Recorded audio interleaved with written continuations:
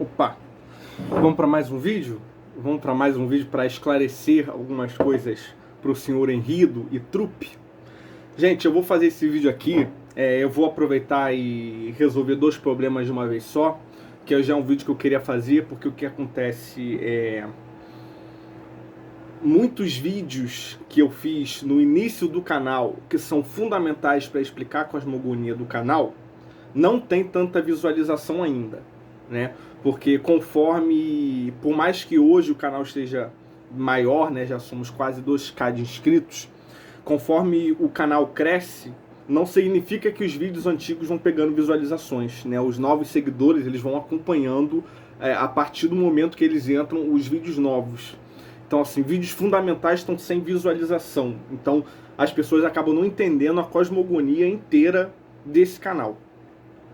E o que aconteceu com o Henrido foi isso, tá? O Henrido pegou um vídeo meu,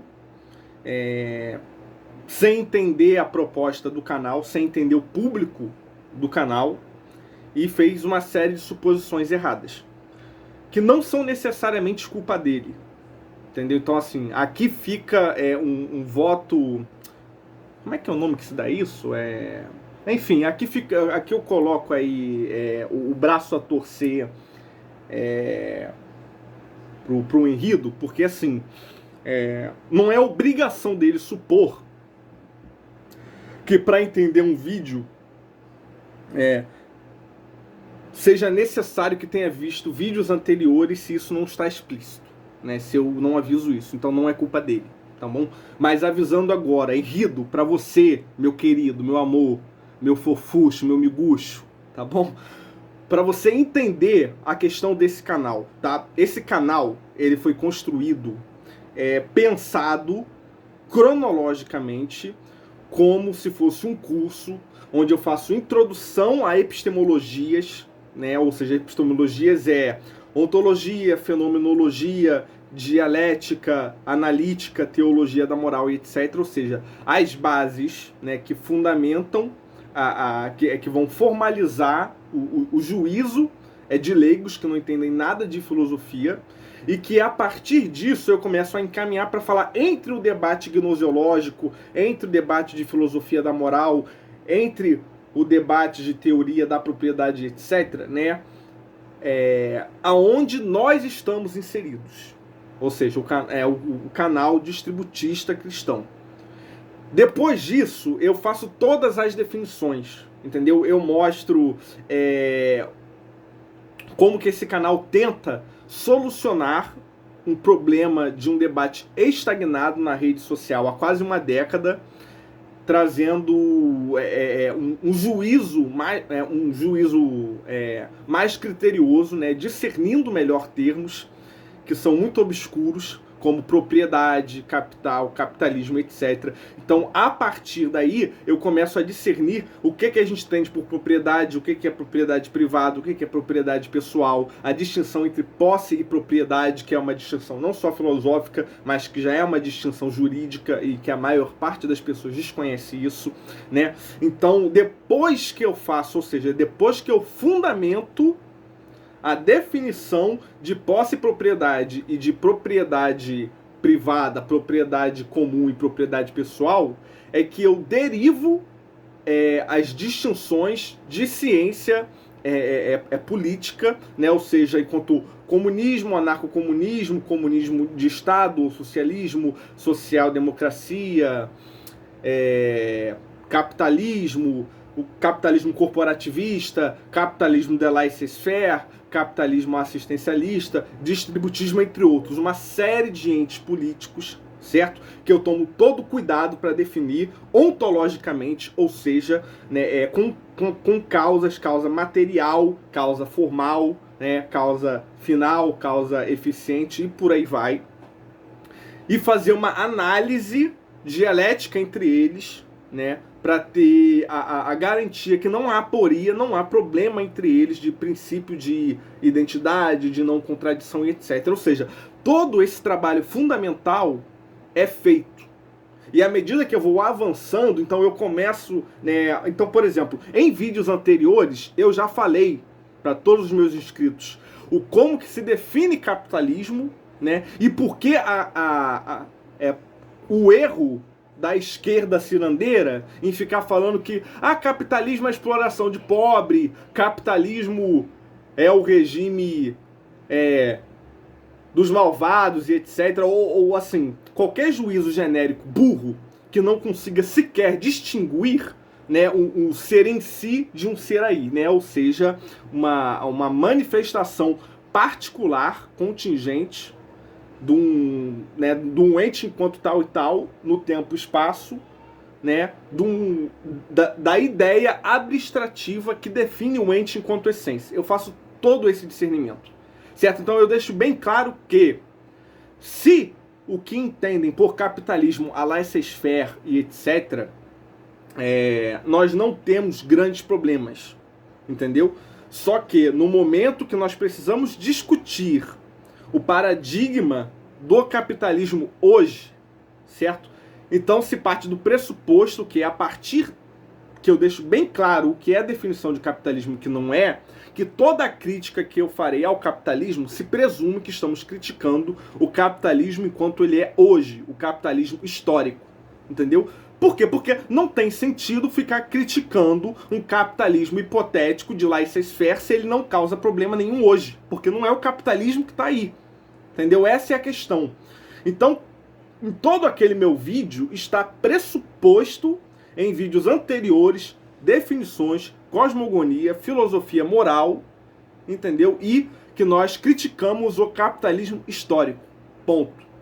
Certo? E principalmente que nós não temos objetivo nenhum em refutar praxeologia ou teoria de valor austríaca. Certo? Porque essa discussão, ela é até redundante para temas que nós tratamos aqui no canal, entendeu? E eu conheço qualquer tipo de objeção que um austríaco usando praxeologia pode fazer. Como por exemplo, não adianta tentar solucionar o problema do capitalismo com o capitalismo reformista, entendeu? Porque para cada tipo de intervenção que você fizer, vai gerar um impacto. Se você tentar fazer assistencialismo aumentando imposto, vai desvalorizar a ação da bolsa, né? Porque o mercado no país, ele vira um mercado de risco. Se aumentar imposto tal, vai causar evasão, o investidor vai investir menos aqui, né? Não adianta aumentar imposto para fazer assistência e distribuir renda, porque aumentando o imposto vai aumentar o preço final do produto. Não adianta imprimir moeda e distribuir dinheiro, porque se você aumentar a moeda sem aumentar o lastro, o preço final do produto vai aumentar e tudo vai ficar mais caro. Então não adianta as pessoas terem mais dinheiro, porque as coisas vão... Entendeu? Querido, eu conheço tudo o que você pode objetar, tá? Todas as objeções que vocês fazem já são premeditadas nos meus vídeos e sequer são um problema, porque a gente... porque nós não somos intervencionistas, nós não somos assistencialistas, nós não somos keynesianos, entendeu? Por exemplo, nós defendemos um livre mercado desregulamentado, certo? Então, se você entender que nesse livre mercado desregulamentado pode ter serviço assalariado, certo? Então nós aceitamos em algum grau capitalismo na nossa comunidade, certo? A nossa teoria aqui, ela é libertária. Apesar de existirem distributistas que tendem ao integralismo, ou existirem distributistas de uma terceira via até social-democrata, que propõem um capitalismo reformista, assistencialista, etc., o nosso instituto se chama Instituto Mutualista Distributista, porque com o nome mutualismo ali, que é uma tese libertária, entendeu? Já fica evidente o caráter protolibertário da nossa ideia. Por que protolibertário? Nós não somos anarquistas porque somos católicos.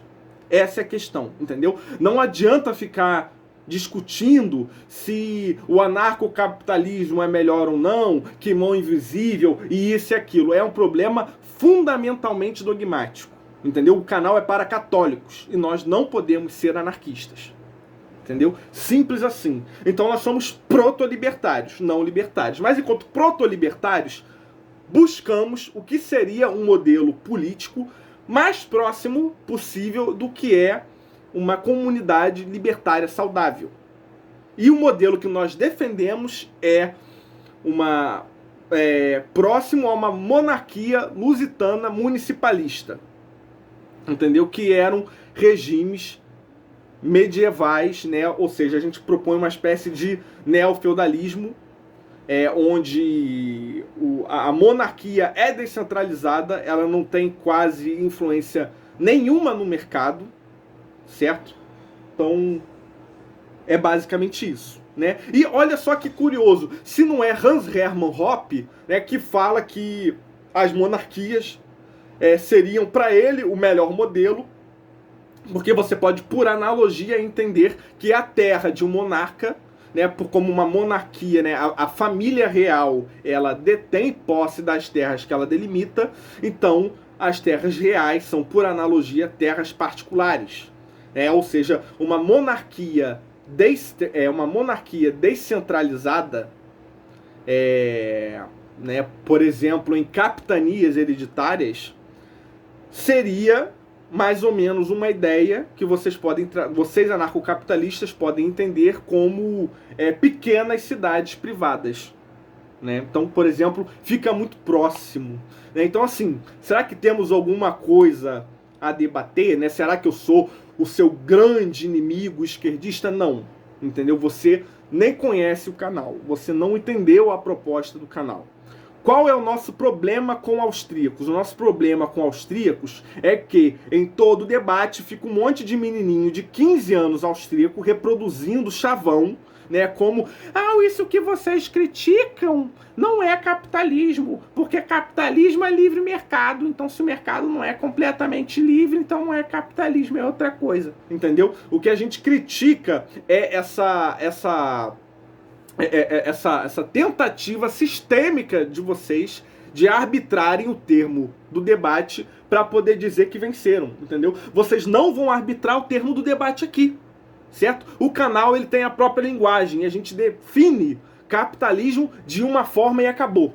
E do jeito que a gente define é essa merda que existe hoje, corporativista, né, completamente centralizada, com uma alocação de recursos, né, completamente idiota, né, obviamente que por culpa de muita interferência estatal é capitalismo, certo? E aí vocês podem falar, mas a linguagem cada um define como quiser. Não. Cada um define como quiser, não. Vocês chegam e arbitram uma definição que vocês nunca apresentaram investigação ontológica. Vocês nunca apresentaram uma investigação de que, olha, definir o capitalismo assim é o ideal porque não causa problema de não contradição com nenhum outro ente, né? O princípio de identidade é isso, definir o capitalismo assim é presumir que causa formal é isso, causa material é isso, causa eficiente é isso, causa final é isso. Vocês nunca fizeram isso. Nas definições que eu fiz, existe a definição que eu coloco não é tirada da bunda. A definição que eu coloco, ela é feita, certo, do que se sucedeu de anos de investigação ontológica e fenomenológica de ciência política, de teoria do Estado, né, de surgimento do capitalismo histórico, do comunismo, etc. Entendeu? Então, a fundamentação. Se vocês não quiserem aceitar, caguei. Vocês ficam com a definição de vocês, fazendo a empulhação de vocês e parem de encher o saco do meu canal. Porque o meu canal é para católicos que concordam com a definição do canal, porque viram a definição e acham que fazem sentido e pronto, e acabou.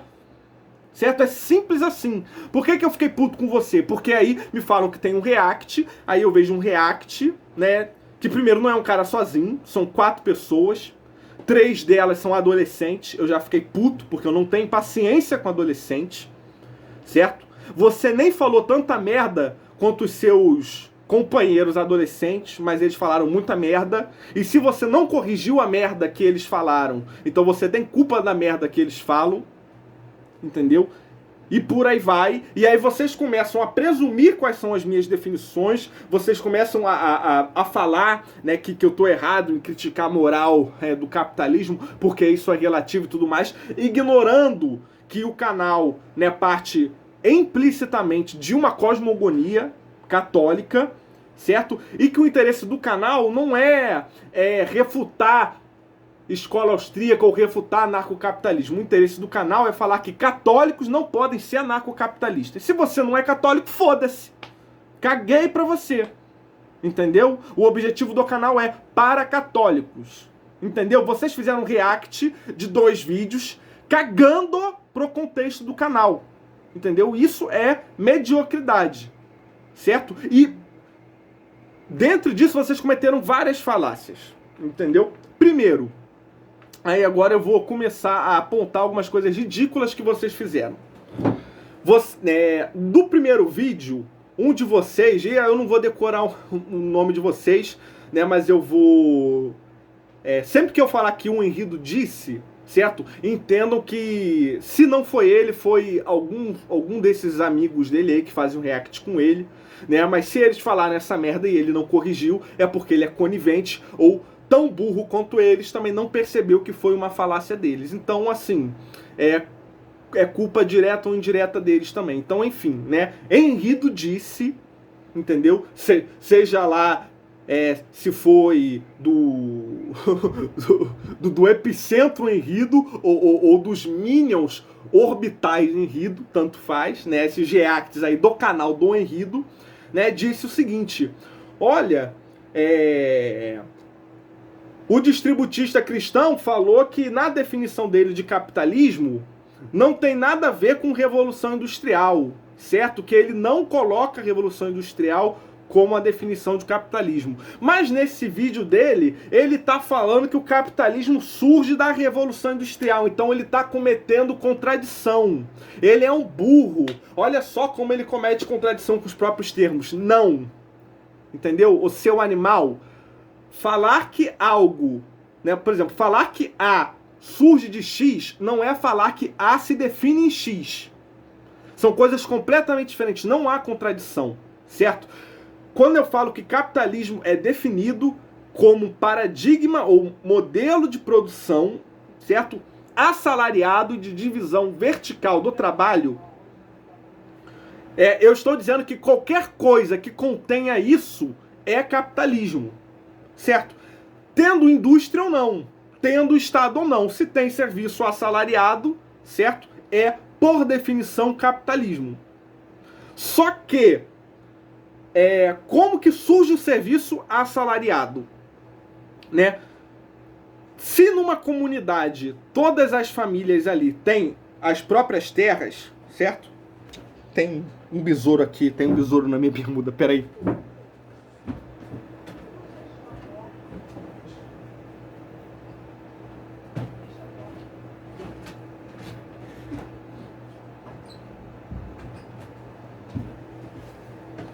Suponha, hipoteticamente, se é que vocês são capazes de fazer isso, né? Porque para trabalhar com hipostasia, ou também conhecido como método de abstração, tem que ter um QI suficiente a conseguir trabalhar com abstração, que é um pouco difícil para quem tem baixo QI. Mas eu espero que vocês consigam entender. Suponha, certo? Imagine um cenário hipotético de uma comunidade onde todas as famílias têm a própria terra. Entendeu? Todas as famílias têm o próprio capital e elas sobrevivem muito bem. Elas conseguem, através do próprio trabalho, ter a própria subsistência. Ou seja, não há capitalismo e dificilmente vai surgir capitalismo daí. Por quê? Porque não há necessidade de assalariação, não há necessidade de vender a força de trabalho. Quando surge o Estado moderno, que desapropria essas pessoas e centraliza o capital na mão de poucos, né? E principalmente com uma revolução industrial que faz com que esses que agora não têm mais o meio, a própria terra, o próprio meio de produção, não consigam competir, o que vai acontecer? Se você não tem o próprio capital para trabalhar, né? E ainda que conseguisse, você não conseguiria competir com o volume do que o industrial produz e não conseguiria cobrir o preço que ele faz no mercado, a única solução que você tem para sobreviver é se assalariar, é vender a força de trabalho, entendeu? E aí surge capitalismo. É por isso que capitalismo, certo? Ele surge historicamente e muito intensificado por culpa da Revolução Industrial. Mas eu não estou dizendo que capitalismo é definido por Revolução Industrial. Eu estou falando que a Revolução Industrial causou os problemas contingentes, os problemas de praxe, né, que tornaram o terreno fértil para surgir o capitalismo. Inclusive, em um vídeo meu, eu falo que é desonestidade, né, tipo assim, é de uma preguiça intelectual supor que o capitalismo ele é culpado pelo desemprego, ele é culpado pela descentralização de capital, certo? O capitalismo não é o culpado, e o capitalismo, ele não é o mal em si, entendeu? O capitalismo, por mais que, quer dizer, né, este capitalismo, por mais que a gente objete e diga que ele tem vários problemas, ele surge como única solução possível que essas novas famílias desapropriadas têm para sobreviver. Porque é óbvio, se elas não se assalariam, elas morrem. Entendeu? Então, na verdade, o serviço assalariado, ele surge como única opção viável de solucionar um problema que foi causado por um Estado burguês desapropriador que, com um projeto muito ruim de industrialização, centralizou as novas indústrias na mão de poucas pessoas. Eu falo isso muito claro em vários vídeos. Entendeu? Então é isso que eu estou dizendo. Eu não estou dizendo que capitalismo, né, ou seja, é óbvio que em qualquer outra sociedade não industrializada, por exemplo, se seu João tem uma terra, né, e ele planta batatas, e eu tenho uma terra e também planto batatas, né, a gente poderia, no primeiro cenário que eu hipostasiei, supor que não haveria necessidade de serviço assalariado, porque ambos têm o próprio capital, ambos têm a própria terra, então ambos não precisam vender a própria força de trabalho. Só que, agora, supondo um cenário de competição desigual por culpa de fatores naturais, ou seja, se a minha terra é naturalmente muito mais fértil e rende muito mais batata que a dele, ao ponto de que eu consiga vender as minhas batatas no mercado por um preço muito mais baixo que ele não consegue cobrir, pode ser que, por culpa dessa contingência, ele venha até mim e diga: Douglas, é o seguinte, eu não tenho como competir com você, certo? E eu não sei outro ofício, né? Eu não sei fazer mais nada na minha vida além de plantar batatas. Vamos fazer o seguinte, deixa eu plantar as batatas para você, deixa eu arar a terra, eu rego, eu cuido das pragas e etc. Né? E eu fico com parte dos lucros das suas vendas. E aí surge um serviço assalariado, ou seja, surge um fenômeno capitalista, muito embora não tenha tido industrialização. É completamente possível. Só que isso não refuta a tese central de que a intensificação do capitalismo histórico surgiu por culpa dessa má industrialização. É só isso. Não tem nada que você possa falar que refute a tese central do vídeo. Entendeu, meu querido? É simples assim. Aí outra coisa, né? Aí, se vocês acompanharam o Community, viram outra vergonha que o Henrido passou, e dessa vez foi o Henrido mesmo, que foi o seguinte. Eu falei que capitalismo é, por definição, né, o serviço assalariado, né, e o divisão, modelo de produção vertical, de divisão, né, de divisão hierárquica do trabalho assalariado. Aí ele veio falar que eu estava cometendo contradição em termos ao definir capitalismo como serviço assalariado, né, mas ter dito que esse Estado inglês que desapropriou, né, foi um Estado capitalista, porque o fenômeno da desapropriação não está pressuposta na minha própria definição de capitalismo. Então ela não pode ter sido capitalista, ela tem que ter sido outra coisa. Aí o Henrido provou que ele não sabe nada, absolutamente nada, de princípio de identidade ou não contradição. Ele não sabe aplicar regra de lógica aristotélica, ele não entende nada de ontologia, entendeu? Então vamos lá. Para quem não leu o Munich, certo? A definição enquanto princípio de identidade de uma substância primeira, ou seja, ente particular enquanto tal e tal, ela é feita, né, de uma substância primeira não. Uma causa formal, certo? Uma causa formal, ela é um abstrato universal. O que é um abstrato universal? Um abstrato universal, ele é a identidade, certo? Comum de todos os entes particulares que compartilham da mesma definição. Isso é causa formal. Quando eu falo que capitalismo é serviço assalariado, né, ou modelo de produção de divisão hierárquica e vertical do trabalho, outra coisa que o Henrido também passou vergonha, mas enfim, quando eu digo que isso define enquanto causa formal capitalismo, isso não significa que se tiver algo além disso, então não é capitalismo. Isso significa que se tem isso, é capitalismo, independente de ter qualquer outra coisa para além disso, certo? Significa que todo ente, ainda que distinto um do outro, se tem isso, são todos capitalistas, né? Embora substâncias primeiras, ou seja, entes particulares enquanto tal e tal, diferentes entre si.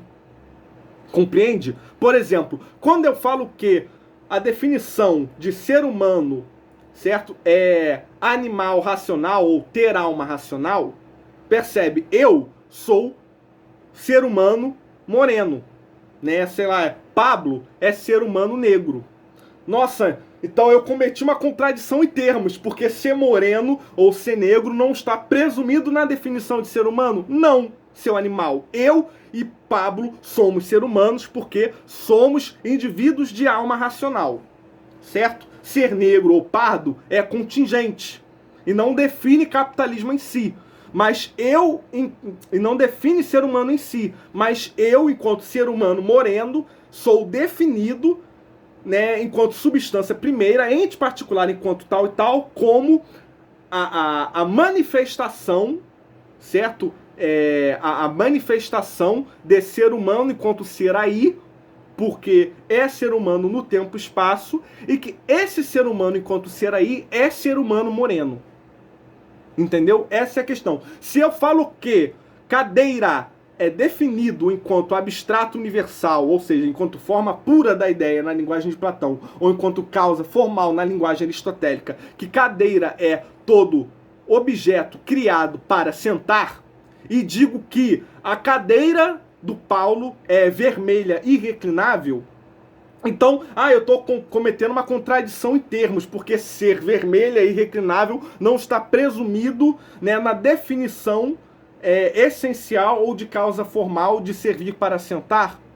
Não, porque não importa se ela é vermelha, preta, reclinável ou não. Se ela é objeto criado para sentar, ela é cadeira. Gente, se algum desonesto estiver de picuinha, não, mas olha só, também tem banco que serve para sentar. Eu estou reduzindo a discussão para ficar fácil de entender. Entendeu? Então, o que acontece? Tudo o que compartilha da mesma causa formal é capitalismo. Certo? Só que enquanto eles têm particularidades, né, ou seja, coisas que funcionam como princípio de individuação, ou seja, que é manifesto na causa material, distingue um ente particular do outro, ainda que façam parte do mesmo grupo, certo? Então, o capitalismo de laissez-faire é o capitalismo de livre mercado, sem intervenção nenhuma, né? O capitalismo que funciona com a mão invisível. Ele é capitalismo de laissez-faire porque é livre mercado e é um paradigma de produção assalariado. O capitalismo de Weber, né, que é um capitalismo corporativista, né, é um capitalismo de coligação Estado com entidades privadas, não é capitalismo à laissez-faire. Então, certamente que são capitalismos diferentes, mas são capitalismos porque compartilham da causa formal de ter produção assalariada. O anarcocapitalismo é um capitalismo sem Estado, que é capitalismo porque compartilha da causa formal, entendeu? De ser serviço assalariado. Entendeu, querido? Um ente, né? Um ente tem causa formal, tem causa material, tem causa eficiente. Eles se distinguem pela sua causa material, entendeu? É pela percepção da causa material que é feito o princípio de individuação. Entendeu? Então, assim, é basicamente isso, né? Ficou evidente que...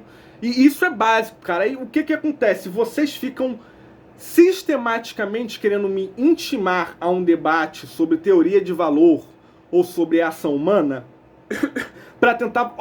o Douglas não sabe nada de ação humana. Ele perdeu o debate. Mas olha só, para tudo que a gente debate aqui, que é história, ciência política, teoria de Estado, filosofia, o livro Ação Humana não é sequer uma literatura indispensável. Ninguém precisa ler Ação Humana para conseguir debater essas coisas. Então, ainda que você provasse que eu não tinha lido Ação Humana, não faz diferença nenhuma para 99% do conteúdo do canal. Certo? Agora, eu demonstrar que você não sabe como usar, né, na prática uma investigação ontológica para aplicar princípio de identidade, não contradição e terceiro excluído, isso é muito problemático para você. Porque para debater qualquer coisa, para debater política, debater economia, debater história, né, para qualquer juízo que você possa fazer, para qualquer proposição, ou seja, qualquer debate, entendeu? É essencial que se entendam essas coisas. Então, você no máximo provaria que eu não sei alguma coisa que não é essencial. E eu já provei que você não sabe alguma coisa que é essencial. Você não tem capacidade para discutir qualquer coisa se você não entende de análise lógica proposicional. Porque qualquer debate sobre qualquer coisa é análise lógica proposicional. Entendeu? Então, cara, difícil, viu? Aí, outra gafe do Henrido. Aí o Henrido falou, olha, o distributista fala num vídeo que ele define capitalismo como modelo de produção vertical de divisão hierárquica do serviço assalariado. No outro vídeo ele diz que a definição de capitalismo é serviço assalariado. Então ele está cometendo contradição. Querido, divisão hierárquica e vertical do trabalho está implícito em trabalho assalariado. Porque para ter trabalho assalariado significa que alguém é dono do capital, certo? E é, portanto, superior ao seu assalariado. Então, se existe serviço assalariado, certo? Já é implícito que há uma divisão hierárquica e vertical do trabalho. Então, outra gafe que você cometeu, você é completamente incapaz de fazer raciocínio lógico. Certo? Do menor grau de abstração. Você é burro. Entendeu? Você é burro. Essa é a verdade. Certo? Outra coisa. Outro seguidor do Henrido fica falando que eu faço ad populum, né? Porque eu falei que todos acham eles burros, etc. Cara, ad populum seria eu falar que vocês estão errados porque todos dizem que vocês estão errados, ou que vocês são burros porque todos dizem que vocês são burros. Não foi o que eu fiz, certo? Eu falo que vocês são burros, eu debato com vocês, eu demonstro a burrice de vocês, então eu concluo que por vocês serem burros, se torna justificável, ou seja, a recíproca que todos têm que vocês são burros é verdadeira, entendeu? A proposição vocês são burros, portanto, justifica que todos dizem que são burros, é diferente da proposição que todos dizem que vocês são burros, portanto, vocês são burros. Entendeu? Então, mais uma vez, vocês demonstram que vocês não têm raciocínio lógico para conseguir discernir a diferença que uma proposição tem da outra, né? Então, assim, cara, é complicado. Aí eu chamo eles de burro, aí eles vêm e fazem outra objeção. Você tá fazendo ad hominem. Você fala assim, não estou fazendo ad hominem. Ad hominem é quando você usa uma característica do sujeito para supor que essa característica do sujeito refuta a tese dele. Por exemplo, eu estar debatendo sobre nutrição com uma nutricionista, ela por um acaso ser obesa e eu falar, o seu argumento sobre nutrição está errado porque você é obesa. Isso é ad hominem. Agora, eu debater nutrição com ela. Então, depois se eu tiver debatido com ela e demonstrado que a argumentação dela sobre nutrição está completamente errada, né? E no final, por deboche, certo? Ou seja, de forma completamente descomprometida com o debate, eu zombar ela de gorda, isso não é ad hominem. Foi um insulto deliberado, mas não é ad hominem, porque não tem pretensão de desvalorizar a tese pelo ataque ao sujeito. Entendeu? Eu debati com os caras sistematicamente, demonstrei todos os erros deles e, né, por demonstrar que o argumento deles é burrice, certo? Quem faz argumento burro é, por definição, burro, certo? Então eu infiro que ele é burro e chamo ele de burro no final. Isso não é ad hominem. Entendeu? Então, cara, tipo assim, vocês não sabem nada de lógica, nada de análise proporcional. O garoto lá tentou falar que eu fiz ad hominem e me mandou um artigo de Infoscola, uma merda dessa. Cara, 4 anos atrás, eu já estava fazendo texto de introdução à análise lógica proposicional aristotélica. Você sabe o que é isso? Pegar uma proposição e reduzir, né, ao que na época de Aristóteles, né, era protoboliano, entendeu? Você reduzia a linguagem S é P, então se S é P, se S não P, se S então P. E aí você monta o quadro de análise lógica para procurar contradição, procurar aporia e etc.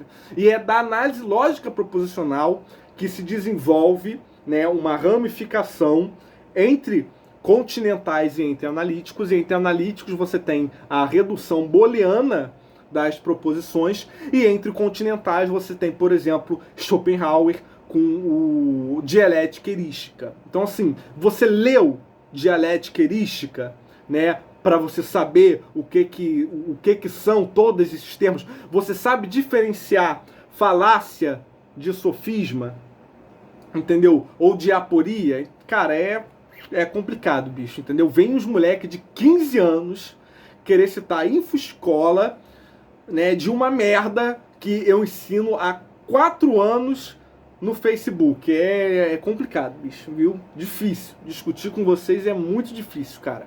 Muito difícil. Henrido, vou te falar, bicho. Muitos dos detratores desses canais aqui são burros. E eu achei que ia ser difícil encontrar alguém mais burro que alguns aí que os meus seguidores conhecem bem, mas você tá páreo, hein? Você tá ali em cima. Você tá quase ganhando o título de Henrido, o burro, aqui no meu canal. Tá muito difícil. O que mais eu posso comentar?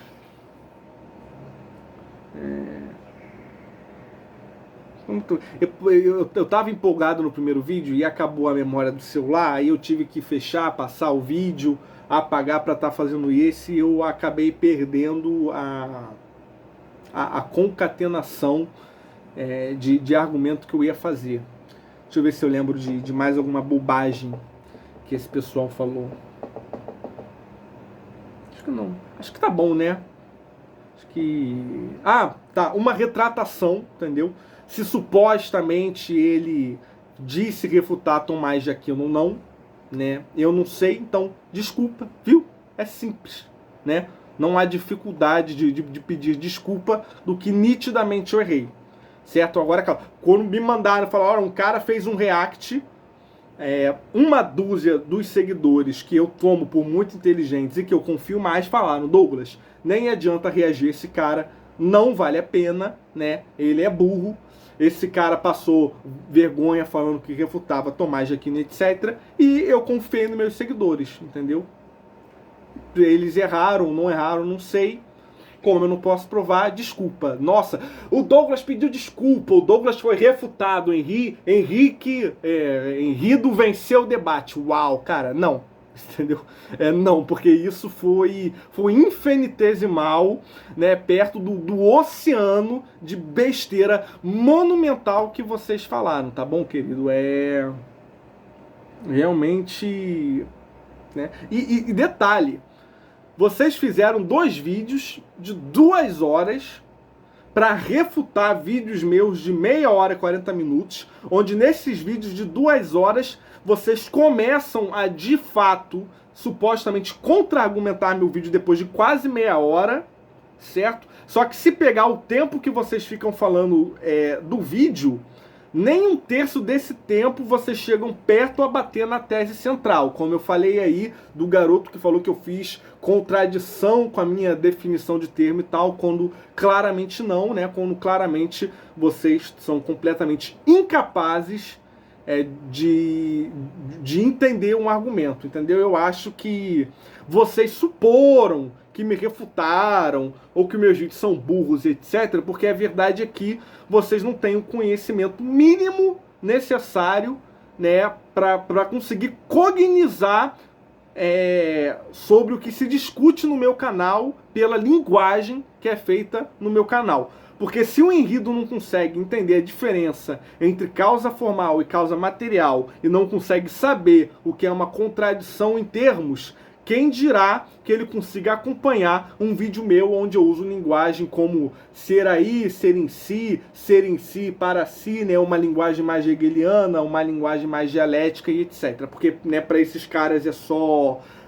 vamos debater teoria de valor. Teoria de valor e não conhece absolutamente nada de fenomenologia, de epistemologia. Então é complicado, cara. Não dá para debater com esses caras. Sinceramente, não dá. Tá? E é isso. Entendeu? Acho que eu não preciso falar mais muita coisa, tá bom? Viva Cristo Rei. Não, eu quero testar se você sabe o que é praxeologia. Cara, como se fosse muito... Nossa, os homens agem, certo? Isso é um axioma, porque para você refutar que homens agem, você precisa agir, né? Porque realizar a proposição de negação de que homens agem é estar agindo. Então isso é um axioma. Então, primeira premissa, que é axiomática, homens agem, né? Segunda premissa, que é na verdade já formalizada desde Aristóteles, o homem, por ser definido, né, como ser racional, ele tem uma ação que é racional, ou seja, uma ação que é propositada. Né? Então, o homem age e o homem é racional. Isso presume que o homem, ele raciocina, né? Ou seja, ele premedita a sua ação visando custo-benefício né? para atingir um fim. E aí tem uma discussão enorme entre a galera que pratica, que defende praxeologia, que é sobre a telos da ação, né? Ou seja, a telos seria o que predica a ação, né? E então você tem várias teorias do que seria a telos da ação, né? Por exemplo, para Ayn Rand é o egoísmo, né? Você tem, quer dizer, né? Não que Ayn Rand praticasse praxeologia, mas pós-misenianos pegam a praxeologia de Mises e tem praxeologistas que usam Jeremy Bentham, tem praxeologistas que usam Ayn Rand, né? Tem praxeologistas que usam outros filósofos. Então você pode supor que o homem age para sair de um menor estado de bem-estar social para um maior estado de bem-estar social não, desculpa, que o homem age para sair de um menor estado de satisfação para um maior estado de satisfação, né, Jeremy Bentham, ou que o homem age para o seu próprio prazer, né, que seria algo mais randiano, ou que o homem age para atingir fins né, e seja lá que fins sejam esse, é uma abordagem mais subjetivista mesmo, que é propriamente mais miseniana, e por aí vai. né? E aí disso, é claro, né, essa formalização coaduna com tudo que era desenvolvido anteriormente, como, por exemplo, o diagrama de Nash, como mão invisível, como catalaxia de Aristóteles, né, como tragédia dos comuns, etc. Então é por essa ideia de que o homem premedita a ação de forma racional, certo? E que essa ação ela é propositada a um fim, você vai conseguir justificar todos os argumentos que, por dedução, presumem os impactos ruins de intervenções estatais, né, de tentar aumentar imposto ou de tentar criar burocracia, etc. Entendeu? Então, assim, todas as deduções que liberais austríacos fazem, como algumas que eu já citei, né? Por exemplo, se você aumentar imposto, o cara vai aumentar o preço final do produto. Se você aumentar imposto de renda, o cara simplesmente vai parar de investir no país. Se você fizer isso, a pessoa vai fazer isso, né, e etc. Então, por dedução, ou seja, não é uma ciência econômica empirista, porque ela não espera, né, ela não faz experiência social de vamos fazer tal medida para ver o que acontece. Não, eles vão tentando desenvolver, por dedução, quais seriam os possíveis impactos à economia para cada ação hipotética, né, por derivações dessas premissas que são formalizadas na praxeologia. Então, assim, não é um negócio muito difícil de entender. E por não ser um negócio muito difícil de entender, é que tem tantos adeptos, né, que nós vemos que hegemonicamente tem aí entre 15 e 16 anos, entendeu? Porque qualquer moleque que ficar uma semana vendo videozinho de Hilde, de Henrido, de Porto, de Cogos, ou que lê alguns artigos de Rothbard Brasil ou de Mises.org sobre praxeologia, pronto. Entendeu? Ele tem ali uma cartilha de jargão que ele vai ficar repetindo aquilo ali, né, e pronto, ele acha que é o genial em economia, né? E percebam, eu não estou falando que o negócio está errado, certo? Eu só estou falando que, tipo assim, é muito inocente e muito prepotente e muito desesperado uma pessoa achar que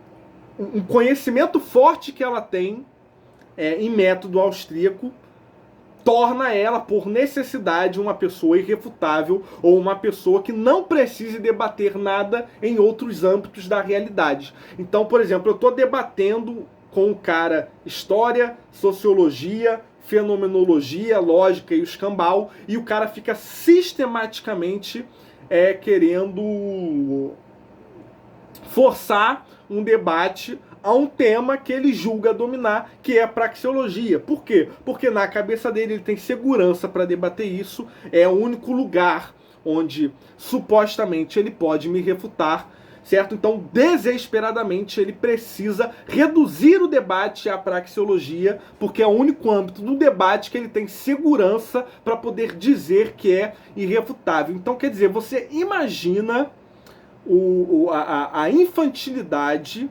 certo? E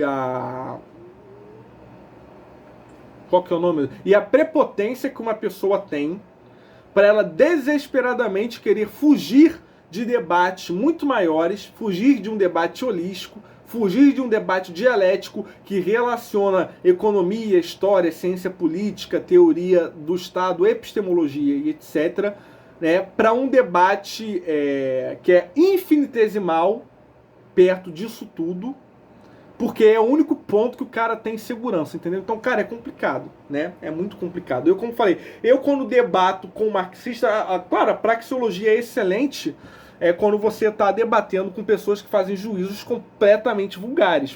Para você debater com qualquer marxistazinho de federal que não conhece Marx direito e que fica fazendo chavão marxista, né? Você refuta todas as bobagens ali que ele faz com praxeologia, entendeu? É muito fácil, porque você está debatendo com um cara que repete chavão, né, que é muito fácil de refutar.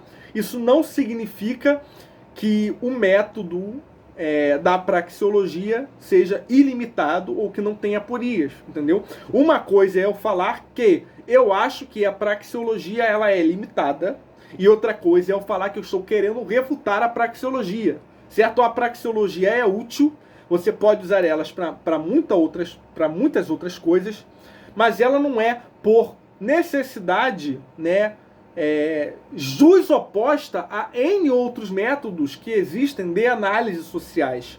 Você pode estudar praxeologia e praticar praxeologia, ao que cabe a praxeologia, e você pode estudar e usar de tantos outros métodos. O problema desses minions de Mises.org que a gente vê pela internet é porque os caras eles criam um sistema fechado onde a praxeologia para eles é autossuficiente e eles criam, certo, um juízo enviesado e reducionista, simplista da realidade, onde eles acham que resolvem todo o problema da realidade com uma praxeologia vulgar. Esse é que é o problema, entendeu? Então assim, aí ele fica falando, o cara não refuta a austríaca. O meu objetivo não é refutar a austríaca, querido. Entendeu? O meu objetivo é claro. O meu objetivo é apontar o problema, né, de vocês se acharem irrefutáveis por motivos que, na verdade, são muito óbvios. Vocês se supõem irrefutáveis porque vocês arbitram o termo de linguagem e vocês criam um significado para os termos que usam, onde dentro do próprio significado, né, se implica que só vocês têm razão. Então, assim, é muito fácil você criar esse tipo de debate. Aí vocês ficam desesperados quando vocês começam a debater com um canal que já premeditou o modus operandi de vocês e disse não. Vocês não vão arbitrar a linguagem comigo e ponto final. Eu não vou debater no termo de vocês. Então, cadê a irrefutabilidade de vocês? Acabou. Aí vocês ficam desesperados, né? Aí acontece aí essa palhaçada toda, entendeu? Por exemplo, os caras são tão previsíveis, né? Porque burrice é previsível, entendeu? Os caras são tão previsíveis que eu tô aqui há meses falando no meu canal. Quando você debate com o austríaco, a primeira coisa que ele tenta fazer é arbitrar o termo do debate sem dar justificativa nenhuma para o termo que ele quer definir. E ele vai ficar fazendo o quanto possível falácia de falso escocês. Por isso que quando eu debato, a primeira coisa que eu digo é a minha definição e eu justifico a minha definição. Aí eu chego e falo, olha só, quando vocês debaterem com o austríaco, vocês vão perceber que ele vai tentar falar sistematicamente que X igual a A. Ele fala, não, capitalismo é isso, é livre mercado. Capitalismo é livre mercado. Por quê? Quando você chega e você começa, né, a objetar o sistema vigente e criticar o capitalismo como ele é por causa disso, a primeira coisa que o austríaco vai fazer é falar, não. Nada disso objeta capitalismo, porque capitalismo é livre mercado. Nada disso é livre mercado. Então você não está refutando o capitalismo porque você não está batendo no que é capitalismo por essência. Certo? Então eu já premeditei esse argumento e eu falei, não aceitem esse argumento por causa disso. Pois bem, aí vem um Henrido com a trupe dele e num dos reacts que eles fizeram, o moleque chega e fala, ele não refutou a escola austríaca, porque isso que ele está falando sobre capitalismo da Revolução Industrial não é capitalismo por definição. O moleque é tão previsível que ele falou exatamente o que eu denuncio há meses no canal, entendeu? Aí ele acha que ele me refuta porque ele fez um modo operandi que eu já premeditei e eu já refutei. Entendeu qual é o problema? Eu chego pro cara e falo, olha só, você não vai debater com o termo que você quer, reduzindo o capitalismo a livre mercado, por causa disso, por causa desse princípio de identidade, por causa de não contradição, porque reduzir capitalismo a livre mercado, né, implica a um problema de anacronismo seríssimo, porque você trataria, por exemplo, escambos primitivos como capitalismo, você implicaria que a economia medieval seria capitalismo, você implicaria que o mutualismo de Pierre Joseph Proudhon seria capitalismo, né? E não é. Então, por isso, o capitalismo não pode ser livre mercado. Inclusive, né, a palavra mercado ela é muito ampla. Existe mercado interno e externo, Entendeu? Então, por exemplo, uma produção comunal, ela pode internamente não ter mercado, mas ela pode ter mercado, ela, né, não enquanto venda ou compra com moeda, certo? Mas enquanto livre troca com outras organizações comunais. Então, tá, não tem livre mercado interno, mas enquanto geopolítica, certo? Enquanto mercado externo, as organizações comunais ou as federações mutualistas, elas comercializam entre si, seja com moeda, como para Pierre-Joseph Proudhon seria uma impressão de moeda trabalho, porque ele acreditava em um valor trabalho vulgar, que eu não acredito, né?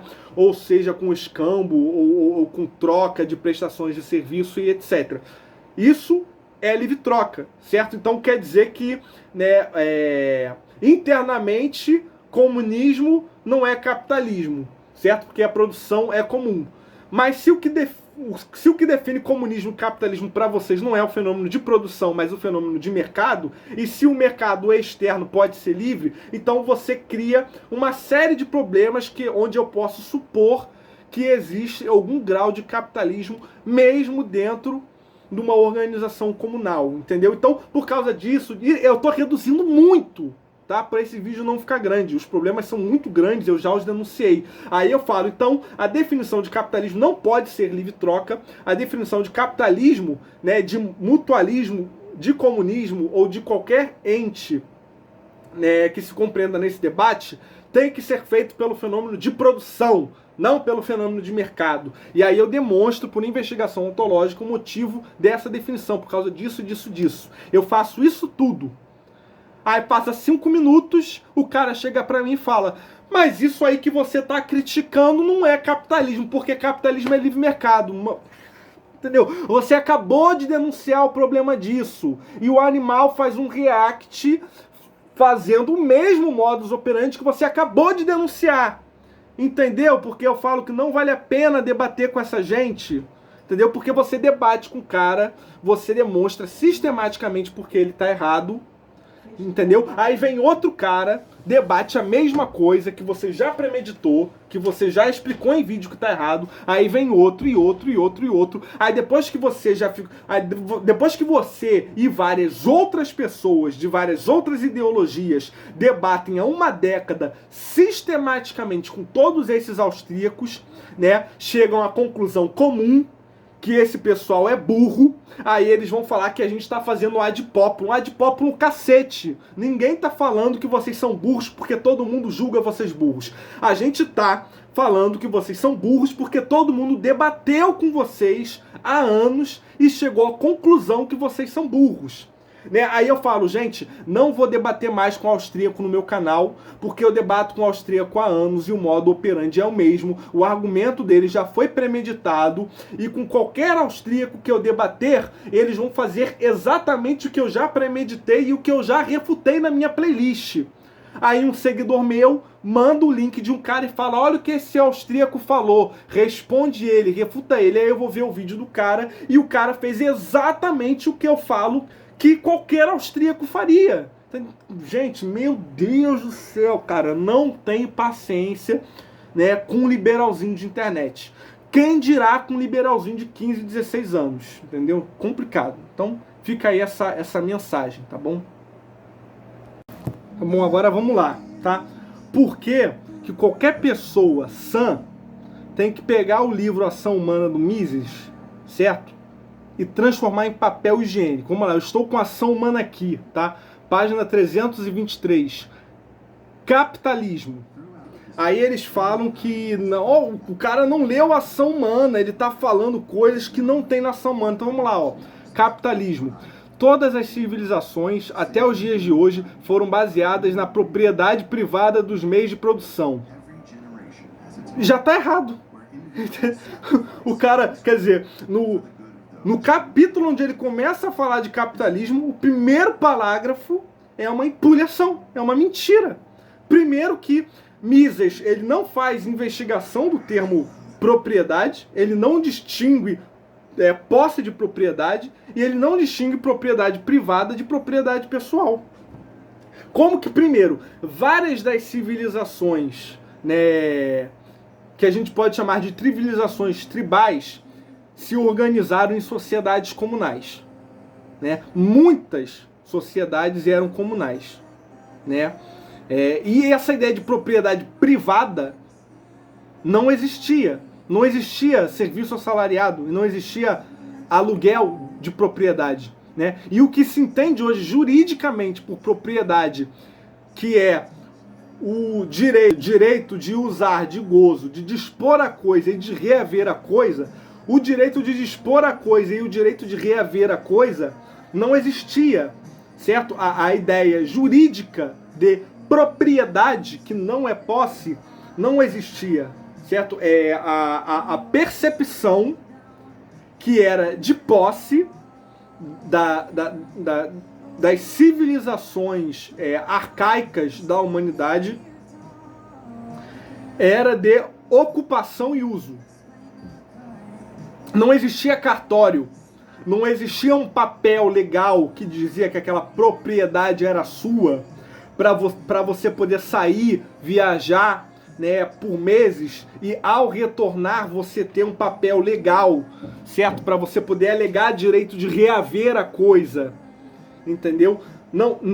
Não existia o aluguel do meio de produção, não existia isso, existia posse, né? Você tinha posse de algo enquanto ou de algum lugar enquanto você ocupava e usava. Se você deixasse de ocupar ou usar aquilo era tomado por outra pessoa, certo? Isso quando a terra não tinha uma manutenção comunal. Então, né, como que eu posso levar a sério um livro em que no primeiro parágrafo é uma mentira descabida e que não sabe sequer a distinção jurídica, né, mais moderna de posse e propriedade? Entendeu? Propriedade privada, ela só surge quando surge rentismo, aluguel e prestação de serviço assalariado. É aí que algo se torna propriedade privada. Quando não, é propriedade pessoal, certo? Então, por exemplo, quando Mises define capitalismo sendo isso aqui, é onde eu chamo de embuste austríaco, porque aí vai ter gente com retardo mental, como Paulo Cogos, achando que a Islândia medieval é capitalista, que o modelo medieval é capitalista, porque era fundamentado no direito de propriedade privada. Não, certo? Era modelo de propriedade pessoal. As pessoas dispostas do próprio meio de produção produziam empregando o próprio trabalho e vendiam na ágora, no mercado, né, por isso que era chamado de agorismo, vendiam no mercado lá da vila, né, os próprios produtos. Não tinha aluguel de propriedade, certo? E não tinha contratação de serviço assalariado. Então, na distinção mais precisa, não era propriedade privada e não era capitalismo, porque só é capitalismo quando tem serviço assalariado, entendeu? Não é pela simples existência de posse que existe capitalismo. Então, assim, você pega um livro de 1020 páginas, né? Você vai em qualquer parágrafo e você vê erros grosseiros. Você vê um péssimo filósofo que não sabe fazer uma investigação ontológica dos termos que cita, não sabe distinguir juridicamente o que diz, não sabe distinguir fenomenologicamente o que diz e não sabe distinguir ontologicamente o que diz, certo? E que comete erros absurdos sobre história, ou porque é burro, ou porque é desonesto, ou os dois. Entendeu? Então, cara, é assim, por exemplo, aí quer dizer, o Henrido ele fica desesperadamente querendo provar que eu não li o livro Ação Humana, porque ele acha que isso vai desestabilizar a minha moral. Ele acha que se ele provar que eu não li Ação Humana, os quase 2.000 inscritos no meu canal vão parar de seguir o meu canal, porque ele provou que eu sou um embusteiro, que eu não li Ação Humana. Porque, é claro, porque é essencial que eu tenha lido Ação Humana, né, para que eu tenha alguma credibilidade entre o público que gosta do meu canal, que presumidamente já é um público, né, que já foi austríaco e que não é mais, porque concorda comigo a todas as críticas aos austríacos, ou porque são de esquerda, são pró-aldonianos libertários, ou são fascistas mesmo, estão cagando pro liberalismo. Quando você começou a propor, discutir comigo praxeologia, no meu grupo do WhatsApp, a maior parte dos meus inscritos estavam falando assim: Douglas, não perde tempo. Você não precisa provar nada pra ninguém. A gente não tá nem aí se você leu praxeologia, né, se você leu Ação Humana. Eu mesmo tenho o livro Ação Humana aqui como exemplar e eu nunca li essa merda, entendeu? E a minha ideia é jogar isso no lixo, porque eu já li algumas passagens como essa que eu li agora, que são uma empulhação, que ninguém leva a sério, entendeu? Mises é burro, Rothbard é burro.